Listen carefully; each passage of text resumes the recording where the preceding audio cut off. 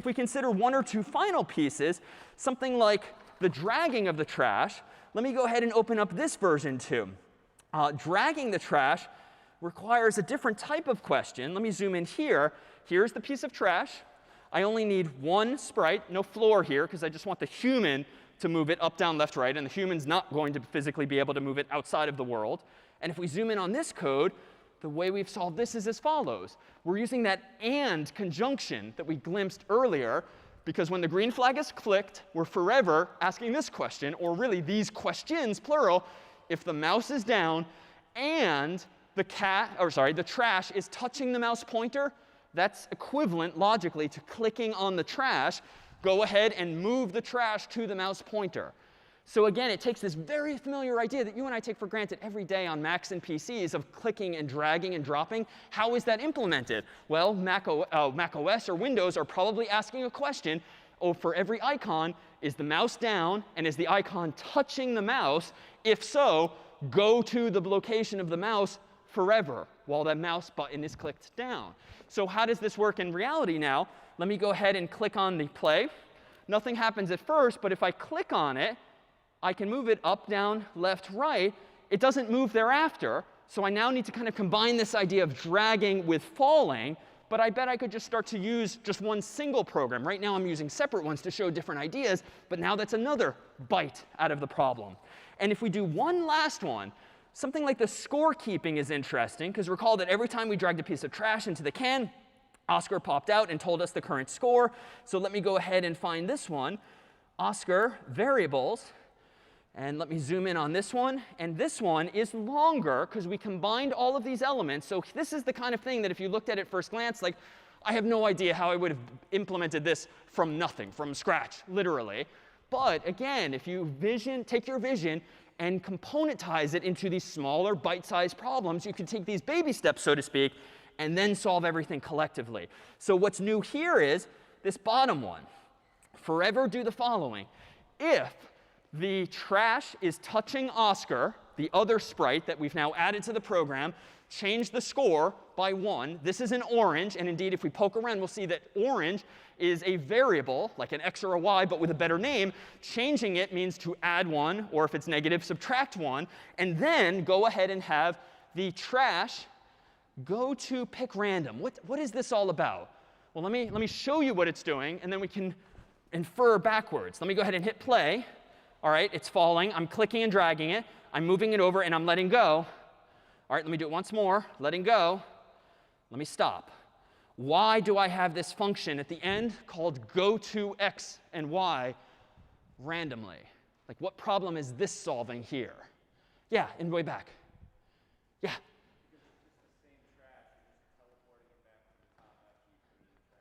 Yeah, exactly. Even though the human perceives this as like a lot of trash falling from the sky, it's actually the same piece of trash just kind of being magically moved back to the top as though it's a new one. And there, too, you have this idea of reusable code. If you were constantly copying and pasting your pieces of trash and creating 20 pieces of trash, 30 pieces of trash, just because you want the game to have that many levels, probably doing something wrong.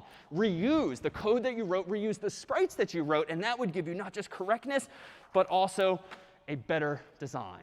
Well, let's take a look at one final set of building blocks that we can compose ultimately into something particularly interactive as follows. Let me go ahead and zoom out here. And let me propose that we implement something like some kind of maze-based game. And let me go ahead here. So I want to implement some maze-based game that looks at first glance like this. Let me hit play. It's not a very fun game yet, but here's a little Harvard shield, a couple of black lines, this time vertical instead of horizontal. But notice you can't quite see my hand here, but I'm using my arrow keys to go down, to go up, to go left, to go right. But if I keep going right, it's not going anywhere. And left, left, left, left, left, left, left, left, left, left, left, left, left, it eventually stops. So before we look at the code, how might this be working? What kinds of scripts, collections of puzzle pieces, might collectively help us implement this? What do you think?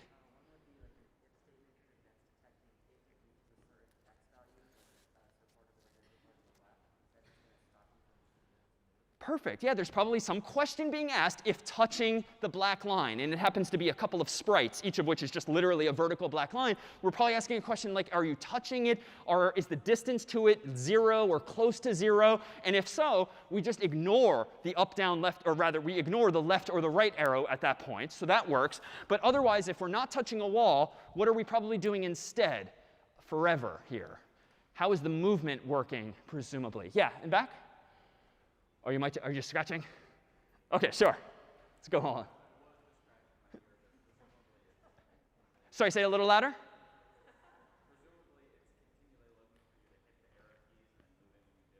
Exactly. It's continually, forever looking or listening for the arrow keys, up, down, left, right. And if the up arrow is pressed, we're probably changing the y by a positive value. If the down arrow is pressed, we're probably going down by y and left and right accordingly. So let's actually take a quick look. If I zoom out here and take a look at the code that implements this, there's a lot going on at first glance. But let's see. First of all, let me drag some stuff out of the way, because it's kind of overwhelming at first glance, especially if you, for instance, were poking around online as for problem set 0 just to get inspiration. Most projects out there are going to look overwhelming at first glance until you start to wrap your mind around what's going on. But in this case, we've implemented some abstractions from the get-go to sort of explain to ourselves and to anyone else looking at the code what's going on. This is that program with the 2 black lines and the Harvard shield going up, down, left, and right. It initially puts the shield in the middle, 0, 0. It then forever listens for keyboard, as I think you were describing. And it feels for the walls, as I think you were describing. Now, how is that implemented? Don't know yet. These are custom blocks we created as abstractions to kind of hide those implementation details. Because honestly, that's all I need to know right now. But as aspiring programmers, if we're curious now, let's scroll down to the actual implementation of listening for keyboard. This is the one on the left. And it is a little long, but it's a lot of similar structure.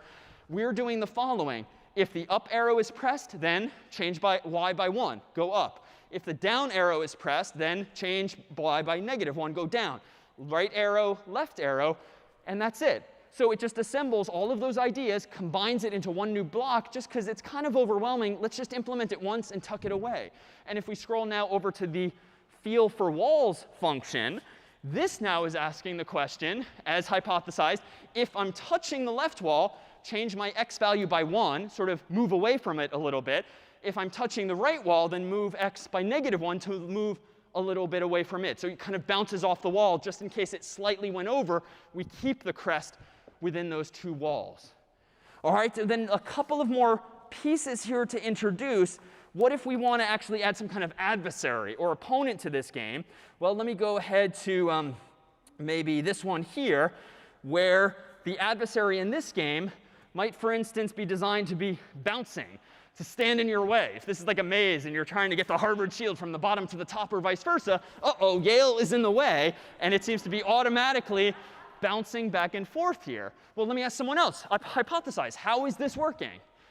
This is an idea you have. This is an idea you see. Let's reverse engineer in your head how it works. How might this be working? Yeah, in back?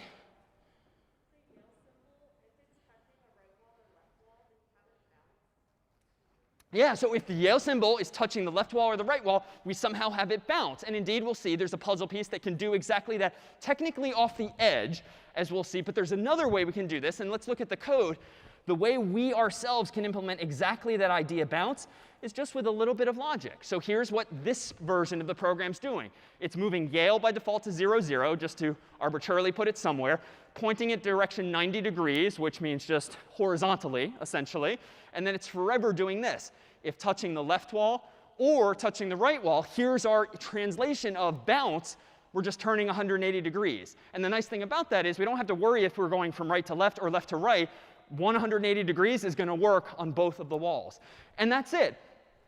After we do that, we just move one step, 1 pixel at a time, but we're doing it forever, so something is happening continually. And the Yale icon is bouncing back and forth. Well, one final piece here. What if now we want a more, another adversary, a more advanced adversary down the road, for instance, to go and follow us wherever we are, such that this time we want the other sprite to not just bounce back and forth, but literally follow us no matter where we go.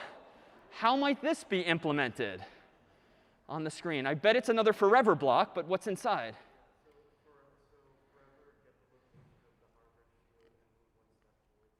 Yeah, forever point at the location of the Harvard shield and go one step toward it. This is just going to go on forever. If I just give up, at least in this version, notice it's sort of twitching back and forth because it goes 1 pixel, then 1 pixel, then 1 pixel. It's sort of in a frantic state here. We haven't finished the game yet, but if we see inside, we'll see exactly that. It didn't take much to implement this simple idea. Go to a random position, just to make it kind of fair initially, then forever point towards Harvard, which is what we called the Harvard crest spray, move 1 step. Suppose we now wanted to make a more advanced level. What's a minor change I could logically make to this code just to make MIT even better at this? All right, change the number of steps to 2. So let's try that. So now they got twice as fast. Let me go ahead and just get this out of the way. Whoops, let me make it a fair fight. Green flag. All right, I unfortunately am still moving 1 pixel at a time, so this isn't going to end well. It caught up to me. And if we're really aggressive and do something like 20 steps at a time, click the green flag. Jesus. OK, so that's how you might then make your levels progressively harder and harder.